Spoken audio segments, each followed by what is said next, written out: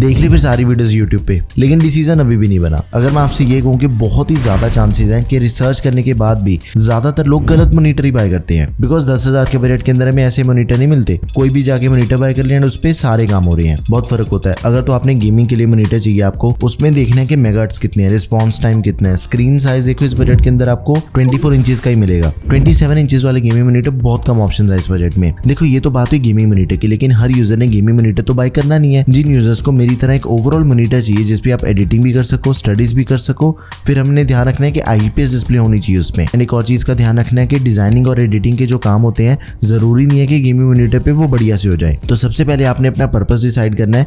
मैं इस वीडियो के अंदर आपको 5 मॉनिटर्स बताऊंगा। 3 मॉनिटर आपको बताऊंगा 27 इंचेस के डिस्प्ले साइज में, एंड 2 मॉनिटर बताऊंगा 24 इंचेस वाले, जिनमें आपको गेमिंग मॉनिटर भी मिलेगा, प्रोफेशनल मॉनिटर भी मिलेगा, ऑलराउंडर मॉनिटर भी मिलेगा। देखो अगर आपने एडिटिंग करनी है या फिर ओवरऑल किसी भी पर्पस के लिए मॉनिटर यूज करना चाहते हो, BenQ का मॉनिटर बाय करो, जो कि हमें 10,500 रुपए के अंदर मिल जाता है। बिल्कुल ही बेजलेस डिजाइन है, BenQ का हाईएस्ट सेलिंग मॉनिटर है इस बजट का। एडिटिंग के लिए सबसे बड़ी ऑप्शन। बस गेमिंग के लिए मैं आपको रिकमेंड ही नहीं करूंगा ये वाला, बिकॉज देखो इसके अंदर ना तो हमें AMD FreeSync की सपोर्ट मिलती है, NVIDIA G-Sync भी मिसिंग है। तो गेमिंग के अंदर स्क्रीन टीयरिंग का इशू तो मिलेगा ही हमें। कैजुअल गेमिंग करनी है तो उसके अंदर तो कोई दिक्कत नहीं है। एंड BenQ के मॉनिटर की जो पिक्चर क्वालिटी होती है, जो कलर्स होते हैं, वो बहुत ज्यादा बढ़िया होते हैं। मैं पिछले 3 साल से अपने स्टूडियो के अंदर BenQ के मॉनिटर्स यूज कर रहा हूँ। 27 इंचेस का डिस्प्ले साइज है, full HD IPS anti glare, 100 hertz का refresh rate, 99% sRGB, 5 millisecond response time, and इसके अंदर में 250 निट्स की ब्राइटनेस मिल जाती है। डिजाइन इसका बिल्कुल सेम है जो कि एक स्टैंडर्ड BenQ के मॉनिटर का होता है। डिजाइन के अंदर कुछ ज्यादा फर्क नहीं है।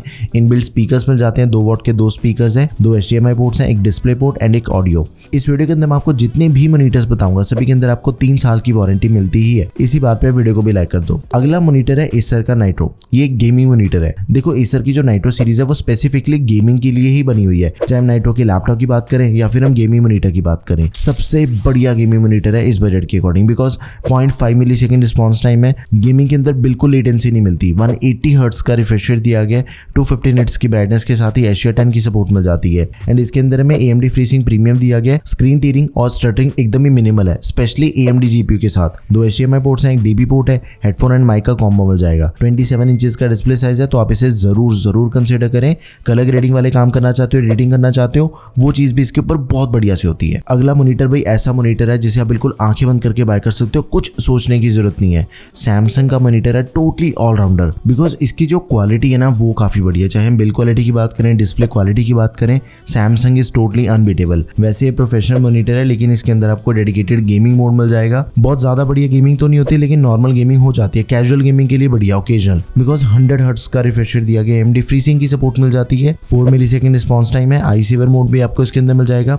डिस्प्ले साइज बिल्कुल सेम है, 27 इंचेस का फुल HD IPS डिस्प्ले है। एक DP पोर्ट मिल जाती है इसके अंदर में, HDMI, USB एंड DC, ये सारी पोर्ट्स हमें इस मॉनिटर के अंदर मिल जाती हैं। हाईली रिकमेंडेड, आप इसे जरूर कंसीडर करो। अगले मॉनिटर मैं आपको बताऊंगा 24 एंड 25 इंचेस के डिस्प्ले साइज के अंदर जो हमें मिल जाते हैं। सबसे पहला हो गया Lenovo का Legion। ये Lenovo की गेमिंग सीरीज का मॉनिटर है, प्योरली गेमिंग मॉनिटर, बिकॉज इसका नेटिव रिफ्रेश रेट 240 हर्ट्ज है। ओवरक्लॉक होगी तो 280 हर्ट्ज तक चला जाता है। AMD FreeSync की भी सपोर्ट दे रखी है। मोशन ब्लर बहुत कम, रिस्पॉन्स एकदम ही फास्ट है इसका। मतलब अगर आपने कॉम्पिटिटिव गेमिंग करनी है, रेसिंग वाली गेम्स खेलना चाहते हो, उसके लिए दी बेस्ट ऑप्शन है। 0.5 मिलीसेकंड का रिस्पॉन्स टाइम है।